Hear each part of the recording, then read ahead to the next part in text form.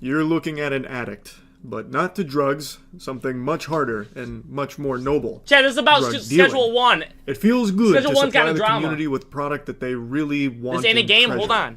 It really, I'm like Santa Claus. Because Schedule 1's, Schedule 1's getting drama, and I can't, bro. I can't be having that, bro. I can't. Y'all understand that if Schedule 1 gets off the app and I can't play it no more, I might genuinely like go insane.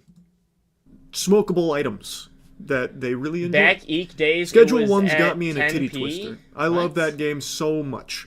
And yesterday, I made a video talking about an investigation that's been launched into Schedule 1 on the grounds of potential copyright infringement. It was launched by a publisher called Movie Games, and they have a title that also competes in this genre called Drug Dealer Simulator. It's a very competitive genre now. It is cutthroat out here. It's like rival cartels going at each other now. And over the last 24 hours, there's been a lot of new developments here in this season of Breaking Bad Gamer Edition, with a statement from Movie Games themselves, as well as the developer of Drug Dealer Simulator, Bite Runner, coming forward. Also, I want to make a mention of this. I talked about it on stream briefly, but I changed the title of yesterday's video covering this. I initially called it a lawsuit that they launched against Schedule 1, because that's how a lot of other media reported it, as a lawsuit that had been launched. But it's not 100% accurate to say that. You know, it's an investigation that's been launched, which does start the process of a lawsuit if Movie Games decided to pursue it. But right now, what it is an investigation after they've said they've identified infringing material in like the narrative, mechanics, UI. I also saw other words expressed saying they identified characteristics of unfair competition. This is just being purely salty that their game didn't blow up and that Schedule 1 did, bro. This is purely just being salty that their game didn't blow up. But anyway, there's not an official lawsuit they filed. It is an investigation, which, yes, could lead to a lawsuit later on if Movie Games decides they want to go down that path. He's got a very interesting background, I just realized. Nintendo did something why does he have a similar. claw machine just chilling right here? Like, like, how does one just get a claw machine to just put in their background? And I know for a fact that can't fit in a doorway either. Like, that was built in that room. Yo. Pretty recently with Pow World, where they investigated Pow World and then later down the line launched their lawsuit. So it could happen, but from their statement, it sounds like that's not what they're trying to do. Dear gamers, we'd like to address the Schedule 1 Drug Dealer Simulator situation and share some facts. 1. There is no lawsuit. 2. It is not our intention to prevent Tyler Video Game Studio from selling or developing their game. 3. There's an investigation into the nature of similarities between the games, since a preliminary legal analysis indicated there might have been an infringement. 4. The analysis and investigation were necessary in light of repeating opinions that the games are very similar. By not investigating it, Movie Games, being a publicly traded company, could face severe consequences for negligence. Let me just take a brief pause here. That one is really confusing to me because obviously, there's going to be similarities between the games. They're in the same fucking genre. That's to be expected. There's nothing copyright infringing about sharing mechanics in the same genre. There's only so many things you can do to make fucking weed, right? But you're saying that repeating opinions are what drove you to this about how similar they are. How does that work when you filed this investigation the same day Schedule 1 launched? He uploads videos for the smallest incidents. I mean, a lot of people do like him, though. I mean, I feel like there's a difference between don't like and just, like, not care for. Like, I'm gonna be honest, I don't really care for him. Because I just don't watch his videos, but I don't not like him. Like, he's just, like, neutral. In fact, this guy has zero script and almost zero cuts, and he just talks like that. Is crazy. Dude, he is a yapper, but he's a good yapper. I like videos like this, where, like, it's kind of, like, an interesting topic that I'm interested in. Then I like it, you know what I mean? Launched. They filed this on March 24th, the launch day of Schedule 1. How many repeating opinions could there have possibly been? Like, it's not like this is something that had been simmering and bubbling over like speculation. Did Schedule 1 infringe upon Drug Dealer Simulator's copyright? Like, that wasn't a prevailing thought process. This happened immediately when Schedule 1 launched. My best guess is they're referring to their legal analysis that had this repeating opinion that they share a lot of suspicious similarities. It's just like, who was the old dude that always do YouTube news? What's his name? Keemstar? I feel like he's Keemstar, but better. Like, he's a good Keemstar, no? But that doesn't really pass the smell test for me either, because there's other drug dealing games out there that I think share more in common with Drug Dealer Simulator than Schedule 1 does, and they didn't get hit with an investigation by Movie Games.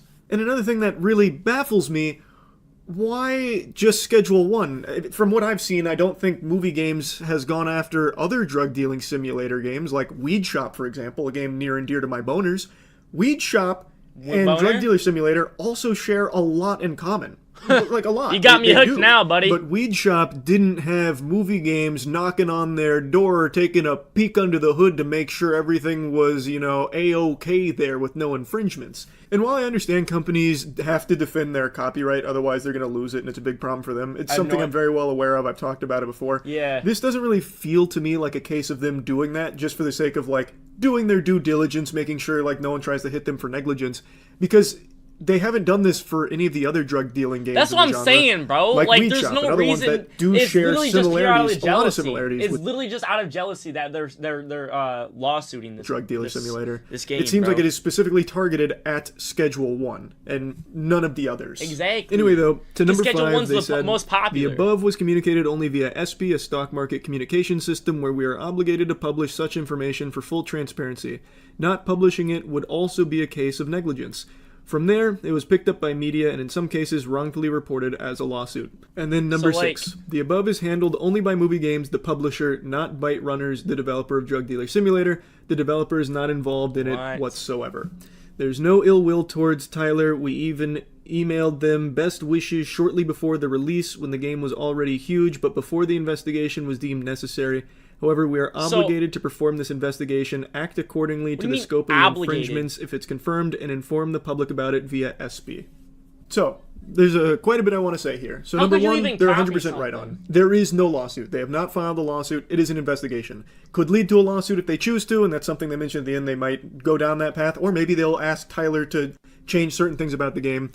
Who's to say? But there is no lawsuit. That is correct. But my 2 cents, this really does feel like they are trying to find some wiggle room, some ground to stand on for action against Schedule 1 in some capacity. I'm just looking out for, I think number 2, they're probably absolutely right about that. Bro, they're not trying to have it, get taken down or have Tyler not be able to sell it or anything. Probably not going that route. I think they're trying to look for some kind of middle ground of you change these things or you infringed upon this copyright, so here's a price you'll have to pay for that. Something in that realm is more what I think the goal is, because this doesn't feel like just normal routine, business as usual here, because they haven't done it for other drug dealing games that share plenty of similarities with Drug Dealer Simulator. That's what I'm really saying, want to make bro. a mention of here is that the tone of this the dynasty of Vacuum Fucker 43x3 is gonna live forever. You can't take it down.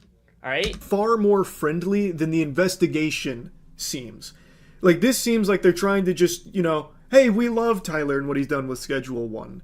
We just had to investigate because we're a publicly traded company and we want to make sure everyone knows that we're doing our due diligence. There's no negligence here. We're making sure it's just, some coinky-dinks. We're in the same genre. It's just going to be a couple of little similarities, but nothing infringing or anything. Oh, bro. That's kind of how it comes across here. But in the investigation, they have kind of a different tone to it.